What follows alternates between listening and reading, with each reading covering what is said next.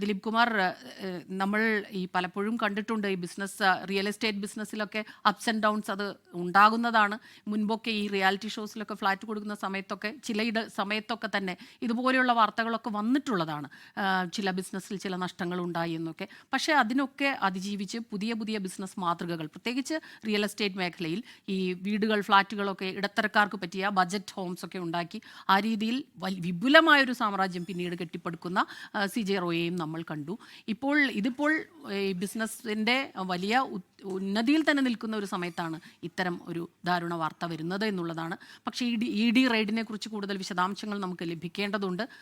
ആ രീതിയിൽ എന്താണ് സംഭവിച്ചതെന്ന് അറിയേണ്ടതുണ്ട്. ഇനിയും കൂടുതൽ വിവരങ്ങൾ ലഭിക്കുന്നുണ്ടോ നമുക്ക്?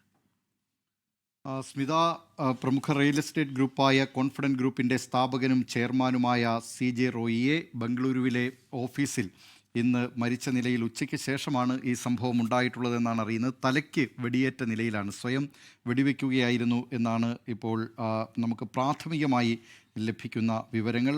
ഈ വെടിയൊച്ച കേട്ട് ഓഫീസ് വളപ്പിനുള്ളിലെത്തിയ ജീവനക്കാരാണ് രക്തത്തിൽ കുളിച്ചു കിടക്കുന്ന CJ റോയിയെ കണ്ടത്. ഉടൻ തന്നെ HSR ലേഔട്ടിലെ നാരായണ ഹൃദയാലയ ആശുപത്രിയിൽ എത്തിച്ചു. പക്ഷേ ജീവൻ രക്ഷിക്കാനായില്ല. ആശുപത്രിയിൽ എത്തുന്നതിന് മുമ്പ് തന്നെ മരണം സംഭവിച്ചിരുന്നതായാണ് ഡോക്ടർമാർ അറിയിച്ചിട്ടുള്ളത്. ഇപ്പോൾ അശോക് നഗർ പോലീസ് അവിടെ എത്തിയിട്ടുണ്ട്. അവർ മേൽ നടപടികൾ സ്വീകരിക്കുകയാണ്. ഈ വെടിവെക്കാൻ ഉപയോഗിച്ച തോക്ക് പോലീസ് കണ്ടെത്തിയിട്ടുണ്ട്.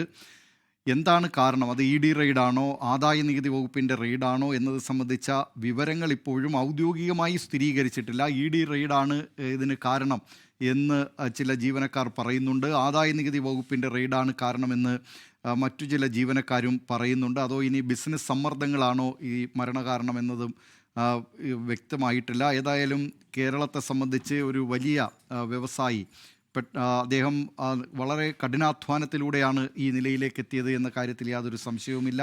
റിയൽ എസ്റ്റേറ്റ് ആണ് അദ്ദേഹത്തിൻ്റെ പ്രധാനപ്പെട്ട മേഖല. മർച്ചൻ്റ് നേവിയിലാണ് അദ്ദേഹം തുടങ്ങിയത്. പിന്നീട് റിയൽ എസ്റ്റേറ്റ് മേഖലയിലേക്ക് കടന്നു. 2005 കോൺഫിഡൻറ്റ് ഗ്രൂപ്പ് തുടങ്ങുന്നത്. അതിനുശേഷം വലിയ വിജയമാണ് റിയൽ എസ്റ്റേറ്റ് മേഖലയിൽ CJ റോയ് നേടിയത്.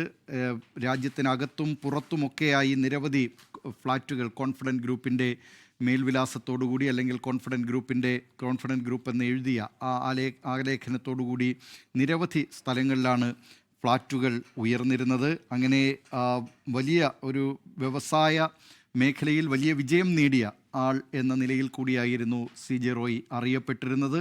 അദ്ദേഹത്തിന് ഇത്തരം ഒരു മരണത്തിലേക്ക് നയിച്ചത്, ഇത്തരം ഒരു ആത്മഹത്യ ചെയ്യാൻ ഇടയാക്കിയ കാരണം എന്ത് എന്നത് സംബന്ധിച്ച് ഇനിയും ഒരു സ്ഥിരീകരണം വന്നിട്ടില്ല. 58 വയസ്സായിരുന്നു അദ്ദേഹത്തിന്.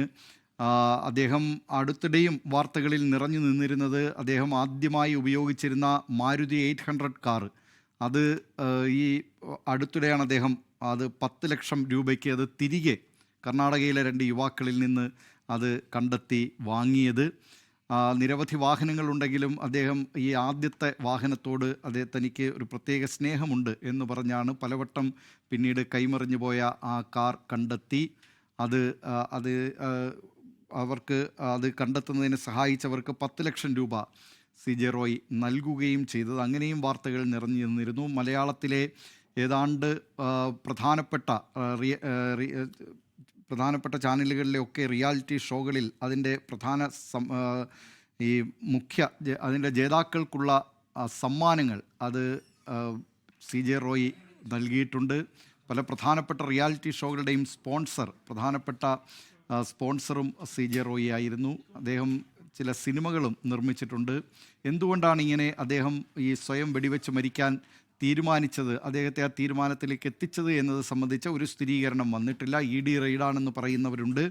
ആദായ നികുതി വകുപ്പിൻ്റെ പരിശോധനയാണ്, തുടർച്ചയായ പരിശോധനകളെ തുടർന്നാണ് ഈ നിലയിൽ സ്വയം വെടിവെച്ച് മരിക്കാൻ കാരണം എന്ന് പറയുന്നവരുണ്ട്.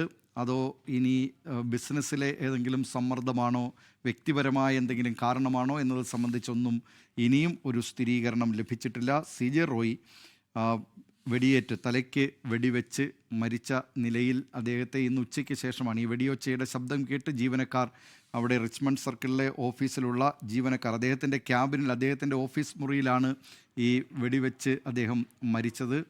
അത് ശബ്ദം കേട്ടുകൊണ്ട് ജീവനക്കാർ എത്തി ഉടൻ തന്നെ അടുത്തുള്ള HSR ലേഔട്ടിലെ നാരായണ ഹൃദയാലയത്തിലേക്ക് കൊണ്ടുപോയി. പക്ഷേ ആശുപത്രിയിൽ എത്തിയപ്പോഴേക്ക് മരണം സംഭവിച്ചതായാണ് ഡോക്ടർമാർ സ്ഥിരീകരിച്ചിട്ടുള്ളത്. പ്രവിധ ലോകത്തെവിടെയായാലും ഏത് സമയത്തും 24 വാർത്തകളും ഓഗ്മെന്റഡ് റിയാലിറ്റി പാക്കേജുകളും എക്സ്പ്ലെയിനറുകളും വിശദമായി കാണാൻ ഞങ്ങളുടെ യൂട്യൂബ് ചാനൽ നിങ്ങൾക്ക് സബ്സ്ക്രൈബ് ചെയ്യാം.